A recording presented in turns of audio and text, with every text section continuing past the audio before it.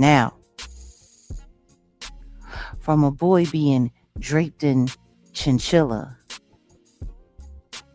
to a boy running around the streets promoting parties, interning for Andre Harrell before he got a paid position.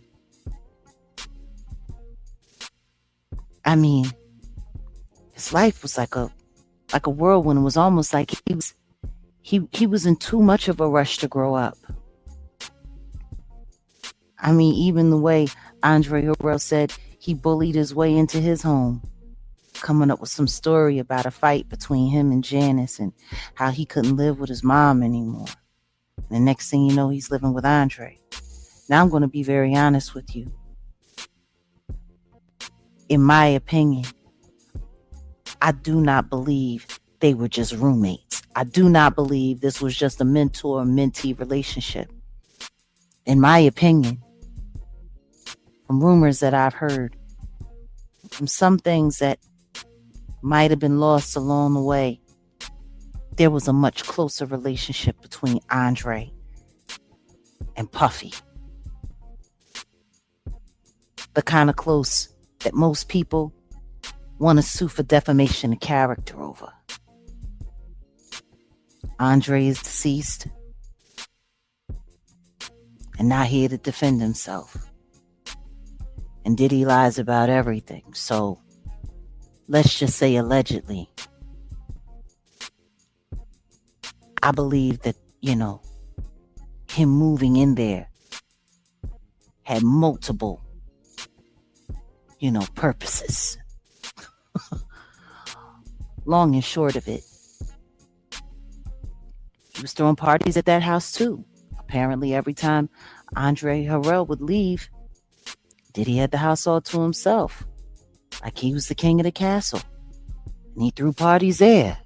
I guess just like he remembered it being at mom's house. Music. Liquor. People. Hustlers. Girls. Dancing.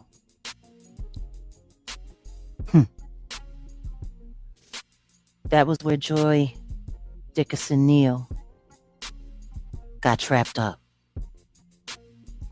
Now, she wasn't awake for her assault, but it was described to her. Someone who had seen a videotape of her and what Puffy had done to her came to her and told her everything.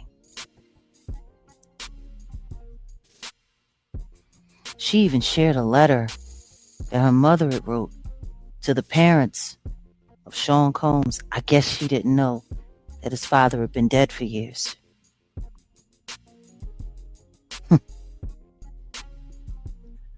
You got to see it for yourself. I'm not going to go verbatim on everything that Joy had to say. But after Cassie filed her lawsuit, she finally found the courage, after almost 30 years, to finally file hers.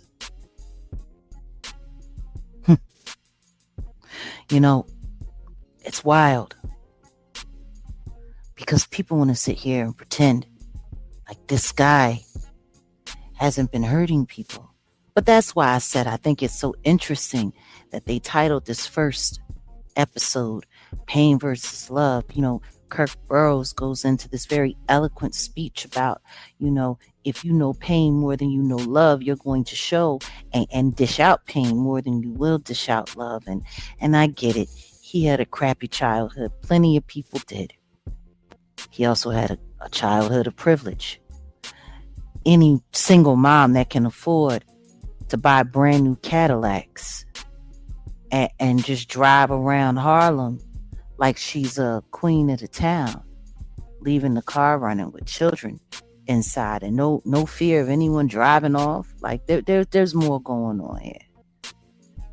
Melvin Combs was a hardcore hustler, and apparently Janice Combs knew how to take his clout and harness it and use it to maintain a certain status in them streets.